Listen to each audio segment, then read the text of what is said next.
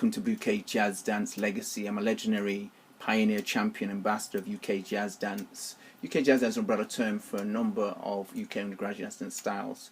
What you have to know, it started from the dancers' homes, basically steps passed from their parents to them. I was taught to really have a spirit of just improvising to all types of music, particularly jazz music. And what happened, there was a principal thing, it was entrenched.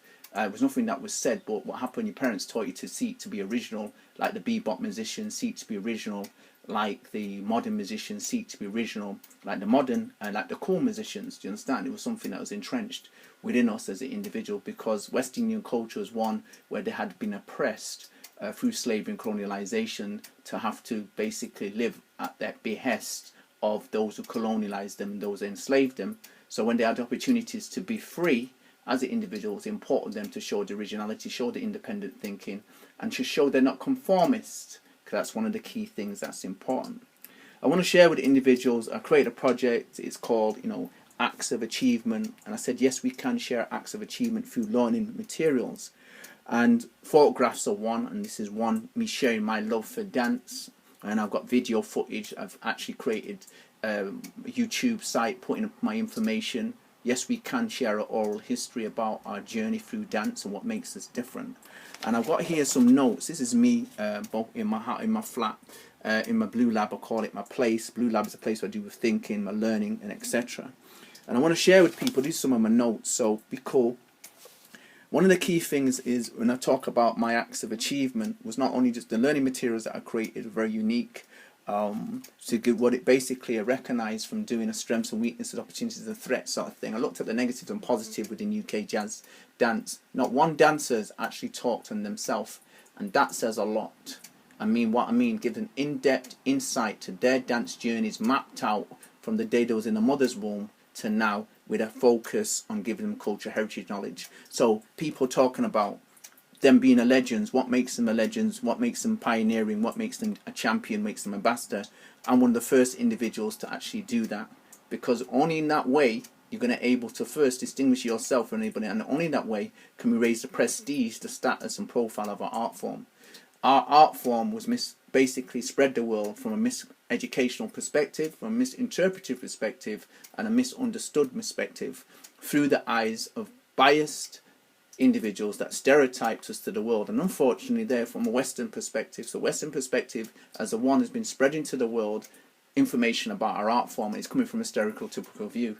All writing today omisses the cultural heritage about UK jazz dance. So I was the first person who started to look at my journey, my alternative dance journey, and these are some of the notes I've written down as individuals. And that's come from lifelong self-reflection.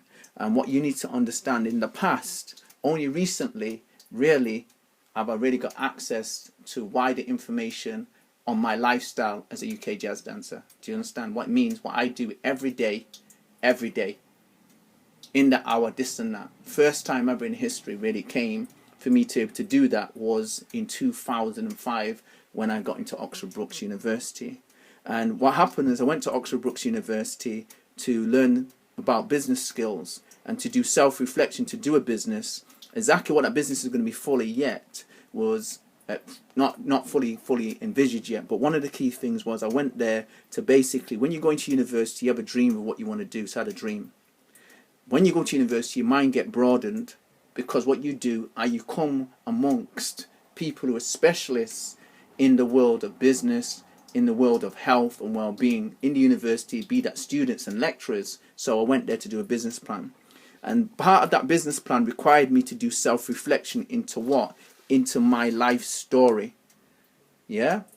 Now what happened to me at university was an amazing story took place. Was I had computers with video footage which I hadn't analysed yet, documents I put up. I lost everything through a virus, and the backup computers were lost through a virus. That's it, all gone.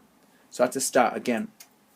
So basically, at university, I started to do self-reflection through a module called Life Coach. It was called Profiling and Placement, because I went to university to do 4 years, business innovation and enterprise, and it required me to do a placement, etc. So what happened, the placement was called Profiling and Placement. It was to look at what placement I'm going to do, who I'm going to work with, what am I going to do, etc., etc. It came down at the end of the day, I had to do my own business, if I could do that, or work with human resource management. How can I create new types of training coming from an alternative perspective, using my performing arts background, my dance background, to create training for personal development for students and professional development for people in the university? Because what happened, there came a deeper care for people's health and well-being, and now coming to the workplace. So they're not only talking from a professional, they want people to be more healthy from a self-care perspective, and dance was one of the tools, vehicles, because dancers have to have massive self-care for themselves, and they show that more than any of the artists. Okay, so that was part of the work I was looking at, and was gonna basically, I was looking at working with human resource department and how I can create training courses for them, and from a business perspective, I mean, as well, looking at intellectual property, all that sort of type of thing. So I did what is called life story coaching, and life story coaching is created for you to unearth unique selling points about yourself, what makes you great, what makes you not great, how you've learned socially, physically, intellectually, culturally, emotionally. And what came up was amazing story. What came up was simply this: I recognized dance leading improved my self-awareness, my self-belief, my self-care, my self-development, my self-empowerment, my self-employment opportunities, my career employability opportunities. Dance did, because one of the key things, dance engaged me in a wide range of projects, a wide range of groups, a wide range of traveling experiences, a wide range of educational environments, a wide range of youth arts environments, wide range of youth arts cultural exchange environment, a wide range of reading a wide range of material of individual, and looking at how dance was used, and engaged me in a lot of wide range of research and development for different projects. I've done dance and health, dance and issue-based work, dance and identity crisis, dance and business. Do you understand? So I was involved, dance and regeneration, dance for consultancy. I'd done it in a wide range of ways. So improved my self-empowerment, yeah, improved my self-fulfillment as a person, definitely as a person, improved my DEFGH, improved my improved my self-help values and attitudes, because what I learned from the dance, I could become self-employed, because it opened me to a wide range of things. Improved my understanding that dance brought me social justice, because I was ripped off as a person with special education needs. I was told I never able to lead anybody. Well, dance enabled me to do that. So that became social justice in me doing dance. It opened an opportunity to me realize I got social justice because I followed it. And so it rewarded me. And for me to follow it, I realized the self-determination. So for me to follow it, I had to believe in it. And that's why I talked about dance gave me self-belief. Because people told me the dance shapes negative characteristics. And I was against that, because I knew this dance healed me. This dance made me feel good about who I was. And it led me to research and lecture on the fact, the benefits of the dance. And then before I went into university, amazingly, what happened overnight, what reports came in, and massive authoritative reports on how dance benefits at the center of cultural life in Britain and in the UK and outside now. What it does, it prevents dementia. What it does, it stops depression, prevents depression, reduces depression, stop people to get into crime.